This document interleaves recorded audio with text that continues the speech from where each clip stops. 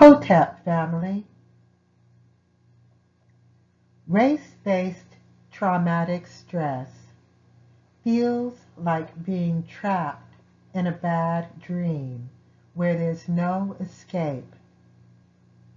The dream starts out to be a simple, harmless imagining of yourself engaged in some type of everyday, random activity. Maybe taking a road trip with your family through a scenic landscape. Or you're at work discussing a new project with your coworkers during a staff meeting. Or maybe you're in bed making love to your soulmate. In your dream, you are a part of a world that is safe, happy, beautiful, and full of wonderful and magical possibilities.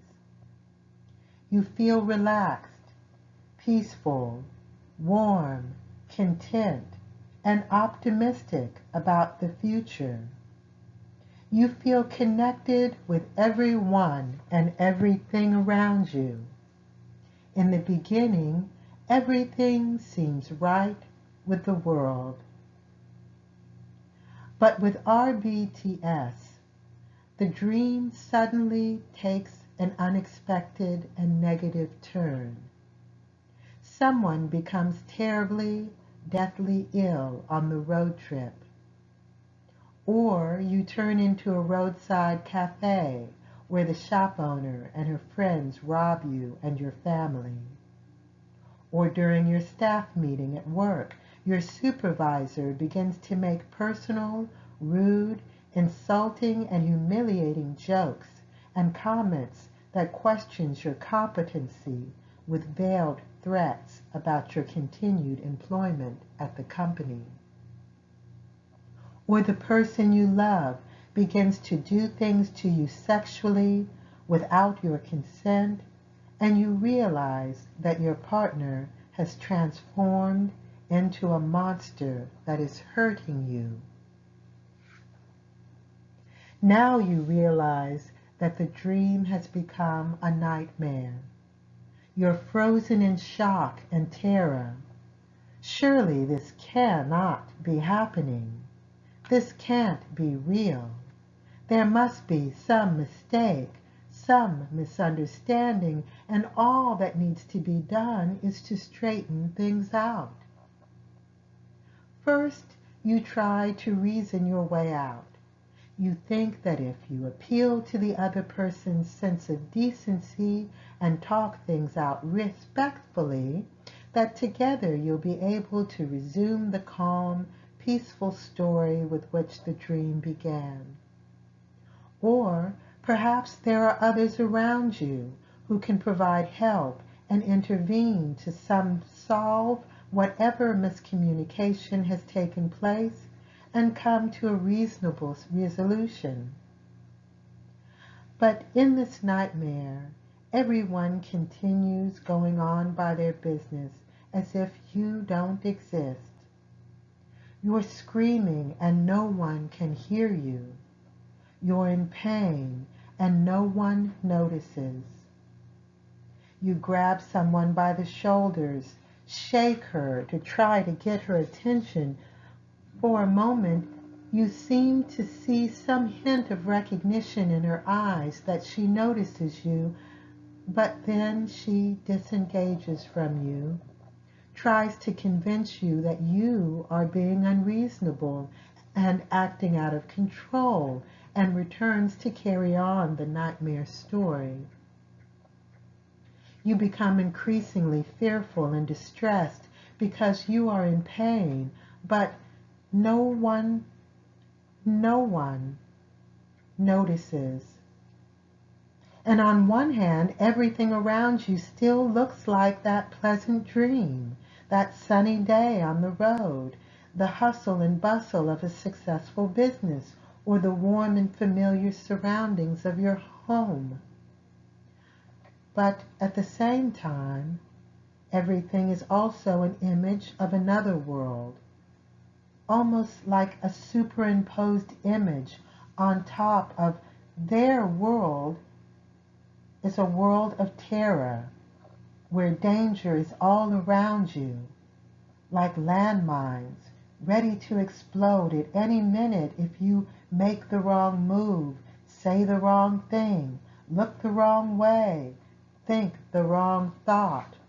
If you do anything that gives them the idea that you aren't happy, that you're in pain, things could go badly for you. You can't get out of the nightmare. It starts over again with the happy, sunshiny day, the friendly co-workers around you, or the fun time at home. Your first thought is that it was your fault that the dream went sour, that subconsciously there's something wrong with you, that you would make a good dream go bad. So you determine in your mind to be happier, be satisfied, go along with the group so that the dream has a happy ending and you can wake up from this. But no matter how hard you try, the story twists into the nightmare. The frightening, violent plot might be a little different this time, but essentially it ends up turning into the same freakish horror story, with you as the victim, while everyone around you carries on as if nothing is happening. To exist in this world of double existence, you try to cope with this nightmare by shoving your pain down deep inside you, self-medicating yourself with drugs, food, shopping, sex, or violence. But nothing ever makes that nightmare go away, so you medicate more, which leads you into another nightmare called incarceration. That's the jail inside the jail. Jail can disguise itself as chronic illness, lifelong debt, assimilation, believing that you are one of the other people in the nightmare, or prison. But it's all the same unending nightmare because you still have not learned any way to escape. For people of color, especially people of African descent, this is what race-based traumatic stress looks and feels like, because we live in a society that created imaginary classifications of humans called races that put white people at the top of a hierarchy of power, resources, and morality. Everyone else is below human according to how close your skin color is from white. Race-based traumatic stress refers to a set of reactions to a racially motivated trauma that causes emotional pain, is often ambiguous, vague, or unclear. It creates repeated and increasing stress responses. It can be sudden or unexpected and feels uncontrollable. Symptoms of RBTS include intrusion or re-experiencing the event in your mind, avoidance, numbing of stimuli associated with the trauma, and increased arousal or vigilance. Victims of RBTS can suffer many forms of racial violence, such as racial discrimination, racial harassment, or racial assault.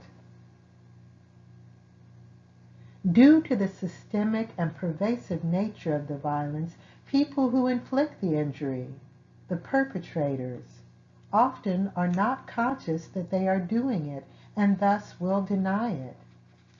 Consequently, the person who is the victim of the injury is made to look foolish or feel overly sensitive. The key to healing from RBTS is to first admit that you are experiencing it on some level or another. Then you can begin to wake up. It's staying asleep and trying to escape a nightmare that keeps you ill. Recovery begins with believing that you can be a free human being. Many people do not recover from RBTS because they are benefiting from staying asleep. Anger, violence, drugs, validation from the whites can provide emotional highs that become addictive. Most importantly, if you stay asleep, you don't have to take responsibility for your own life and work to build a world where you are free and can determine your own future. RBTS has kept most of us asleep for so long we don't even think about being free anymore. We tell ourselves that the idea of freedom is an illusion and we should learn to accept and survive the world as it is now. If that's how you feel, then you should stay asleep and stop reading or listening to these blogs. If you want to continue to explore the idea that perhaps there can be life outside of the horror story illusion in which we now exist, begin by identifying one thing today that you do that is designed to support the illusion, and don't do it. Just for today. See how it makes you feel. Does it make you anxious, afraid, empty, lost? Or do you feel a little excited, defiant, or more real, grounded, and more fully alive than ever before?